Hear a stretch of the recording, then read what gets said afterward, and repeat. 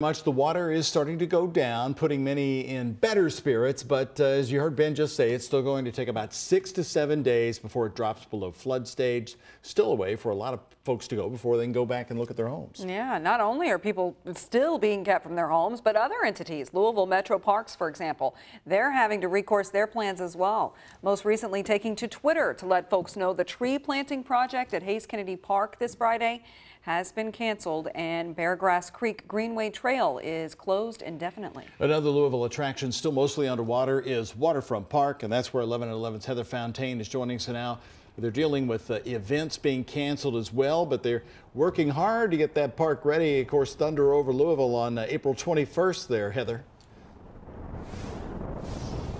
No doubt, Doug, Lisa, definitely there were crews out here working very hard today. I was live last night in this same spot, and you might remember this entire area was underwater. The parts that weren't underwater were covered in trash. Crews wasted no time coming out here as soon as that water started to recede so they could clear the lawn. Of course, there's still a lot more to go, but these crews are taking it day by day. Waterfront Park's great lawn, still far from great condition, but things are looking better. Seeing the river this high and all of the benches covered and everything was pretty crazy. U of L student Eilish Haggerty enjoys her frequent runs through Waterfront Park and says she's impressed by how quickly the city is working to clean up the mess left behind by the Ohio River. I think it's great that they are already out here. It's already cleaned up today. Here's what Waterfront Park looked like just 24 hours ago.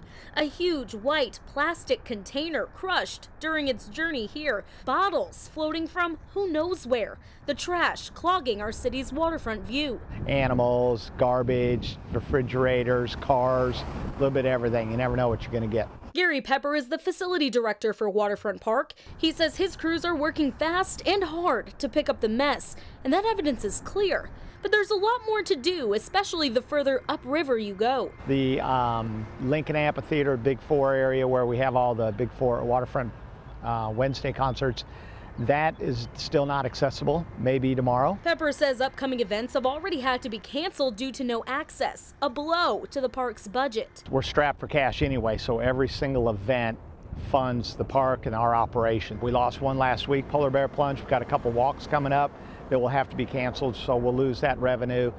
Haggerty hopes things will look familiar again soon. I like running down here. It's a great area. It's always very busy and everything.